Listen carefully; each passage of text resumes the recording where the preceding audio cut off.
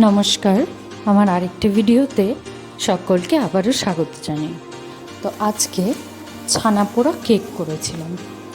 তো এটা দারুণ টেস্ট হয় আর পুরোটাই দুধ দিয়ে তৈরি। তো এখানে আমার ফ্লাওয়ার শেপের বাটি ছিল, কেক মোল্ড। তো তার জন্য শেপটা এরকম এবড়ো খাবড়ো দেখাচ্ছে। তো যাই হোক, এখানে 2 লিটার দুধ নিয়েছি। তো সেটাকে কড়াই চাপিয়ে দুধটা ঢেলে দিলাম কড়াইতে।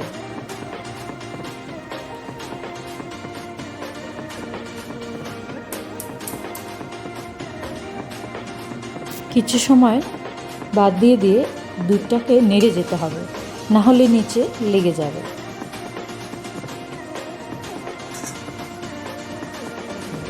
এরপর দেখো ভিনিগার নিয়েছি, সেটাকে বাটিতে নিয়ে নিলাম 4 থেকে 5 চামচ। তার সাথে সমপরিমাণ জল মিক্স করে এটাকে রেডি করে রেখে দিলাম সাইডে। দেখো দুধটা আমার অনেকটাই গরম হয়ে গেছে, আবারও একটু নেড়ে দিলাম। ফোটা শুরু হয়ে গেছে দুধটা। এবার সেই তৈরি করে রাখা ভিনিগার জলের মিক্সচারটা এর মধ্যে অল্প অল্প করে ঢেলে দেব।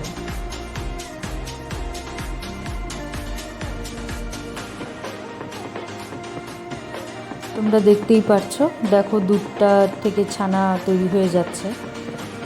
তো আর দেওয়ার দরকার নেই,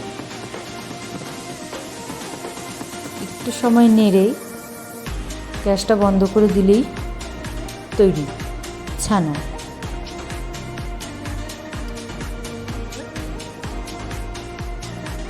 তৈরি হয়ে গেছে আমার পুরোপুরি ছানা, কি সুন্দর দেখাচ্ছে।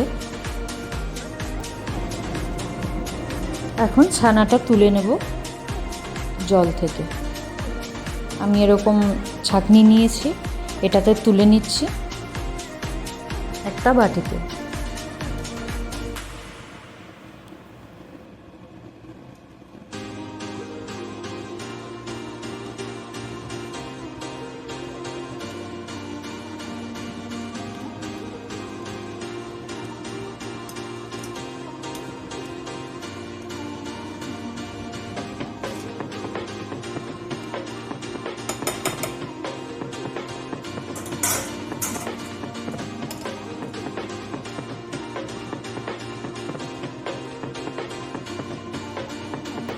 সম্পূর্ণ তোলা হয়ে গেছে।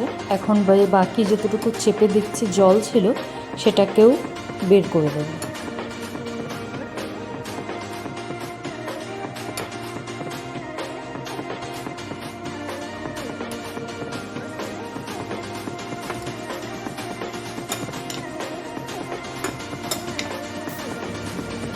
এখন পরিষ্কার জল দিয়ে ছানাটাকে ধুয়ে নেব, তাহলে ভিনেগারের যে ফ্লেভারটা আছে টকটক, সেটা কেটে যাবে।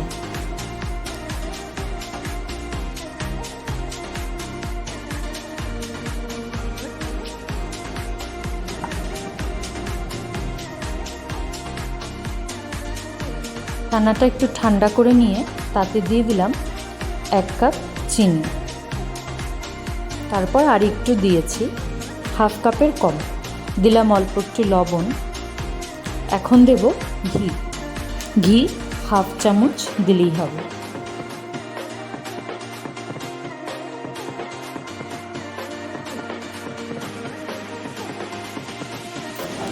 এখন দিচ্ছি সুজি, 2 চামচ সুজি দিলাম এখানে।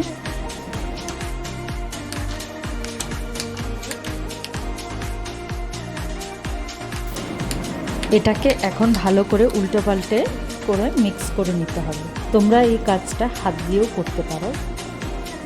তারপর আমি একটু ছানা জল থেকে একটু জল দিলাম, তো সেটাকেও ভালো করে মিক্স করে নিচ্ছি।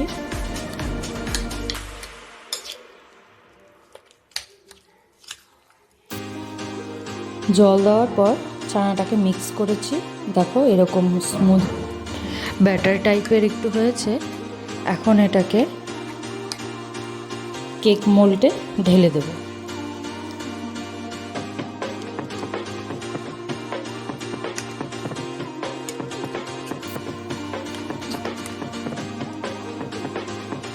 এই দেখো আমি পাশে এরকম আমার কেক মোল্ড নিয়েছি বাটার পেপার লাগিয়ে। পাশাপাশি আমি এখানে ওটিজিটাকে প্রিহিট করে নেব 180 ডিগ্রিতে 2 মিনিট মতো প্রিহিট করে নেব।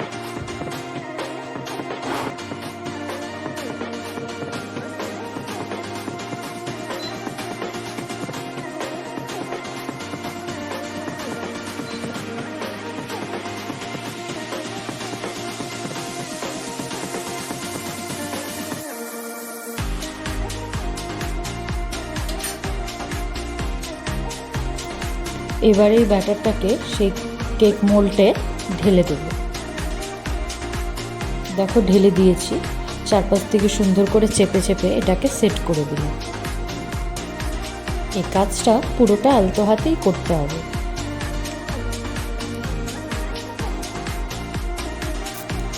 পুরো সেট হয়ে গেছে, এরকম ট্যাপ করে এটাকেও সেট করে নেব একটু, যাতে কোনো বাবলস না থাকে। বাবলস থাকলেও ট্যাপ করলে ঠিক হয়ে যাবে। এখন ওটিজিটা প্রিহিট হয়ে গেছে, মানে প্রচণ্ড গরম আছে।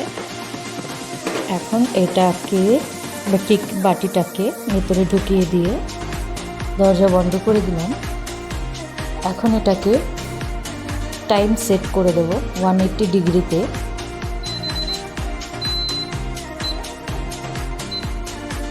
ফর্টি 45 মিনিটের জন্য দিলাম প্রথমে, পরে চেক করে দরকার পড়লে আবার দেবো। এখানে আমি বেক করছি, তোমরা অপশনগুলো দেখে নেবে। তো স্টার্ট করে দিলাম, শুরু হয়ে গেছে, দেখতেই পাচ্ছ। তো এই দেখো ভেতরে আছে।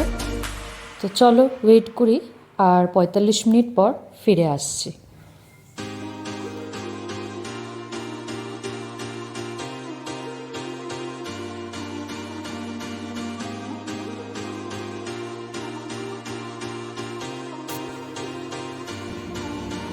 আমার হয়ে গেছে,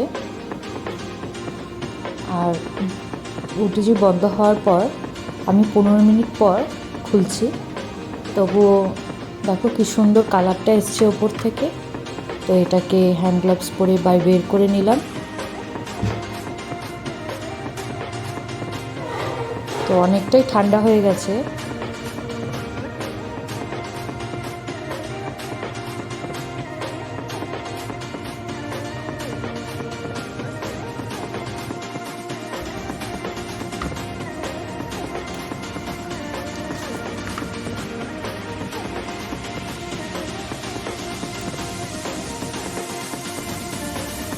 এখন এটাকে আস্তে আস্তে বের করে নেব। তার জন্য চাকু দিয়ে সাইড থেকে একটু ছাড়িয়ে নিচ্ছি। তোমরা দেখতেই পাচ্ছো অনেকটা ছেড়ে গেছে। যেহেতু এটা ফ্লাওয়ার শেপ, তো শেপটা একটু গড়বড় হয়ে গেছে, সেটা কোনো ব্যাপার না। দেখো এরকম উল্টে দিয়েছি, দিয়ে আস্তে করে এরকম প্রেস করে করে আস্তে আস্তে করতে হবে। তো দেখো বেরিয়ে গেছে। তো ওপর থেকে এই পেপারগুলো বাটার পেপার ছিল, সেটাকে সরিয়ে নিচ্ছি। তো তারপর ওটাকে উল্টে দিয়েছি। দেখো কি সুন্দর কালারটা এসছে। তো তোমরা ট্রাই করবে আমার এই টিপস অ্যান্ড ট্রিক্স অবশ্যই ফলো করে, তাহলে তোমাদেরও আমার মতো এরকম পারফেক্ট ছানা পোড়া কেক তৈরি হয়ে যাবে। তো আমার ভিডিওটা যদি ভালো লেগে থাকে অবশ্যই একটা লাইক কমেন্ট করে যাবে, আর বন্ধুদের সঙ্গে শেয়ার করে দেবে, আর সাবস্ক্রাইব করে পাশে থাকা বেল আইকনটি ক্লিক করে দিও। তো এই দেখো পিস করে কেটে নিয়েছি, সেখান থেকে এক টুকরো তুলেছি। কতটা সফট আর নরম হয়েছে। আর আপনারা সবাই ভালো থাকবেন, সুস্থ থাকবেন। আজকের জন্য এখানেই সমাপ্তি। দেখা হচ্ছে পরে আরেকটি ভিডিওতে। ততক্ষণের জন্য নমস্কার।